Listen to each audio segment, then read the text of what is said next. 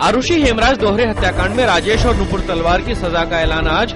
गाजियाबाद की विशेष सीबीआई अदालत ने तलवार दंपत्ति को ठहराया दोषी, दोनों को डासना जेल भेजा गया।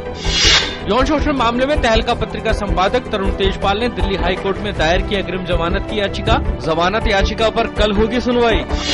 अगस्ता वेस्टलैंड कंपनी को रक्षा मंत्रालय से मिले नोटिस का जवाब देने के लिए दी गई समय सीमा का आज आखिरी दिन। वायुसेना के साथ 3600 करोड़ रुपए के सौदे को निरस्त करने के मामले में मंत्रालय ने दिया था नोटिस। दिल्ली विधानसभा चुनाव के लिए भाजपा ने जारी किया अपना घोषणा पत्र। घोषणा पत्र में लोगों को साफ पानी देने समेत बिजली के दामों में 30% कटौती करने का वादा।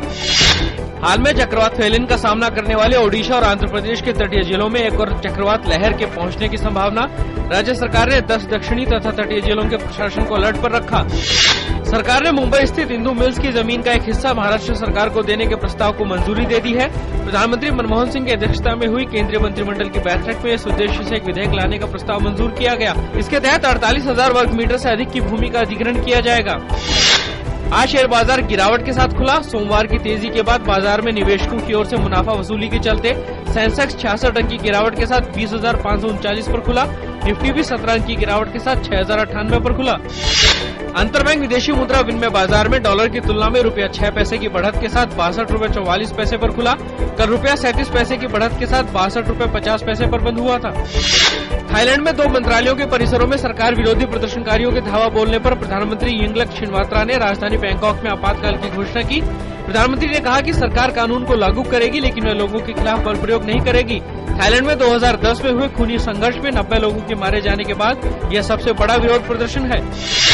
इराक में 2 अलग अलग बम धमाकों में 34 लोगों की मौत और 36 लोग घायल। चुनाव पूर्व हो रही हिंसा को रोकने के लिए फ्रांस ने की इराक को मदद की पेशकश।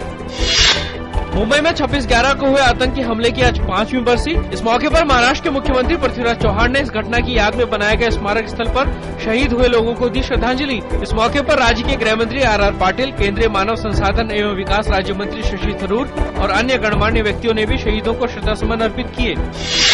श्वेत क्रांति के जनक वर्गीस कुरियन का जन्म दिवस। भारत को दुनिया का सबसे ज्यादा दूध उत्पादन करने वाला देश बनाने वाले वर्गीस कुरियन को देश में सहकारी दुग्ध उद्योग के मॉडल की आधारशिला रखने का श्रेय जाता है।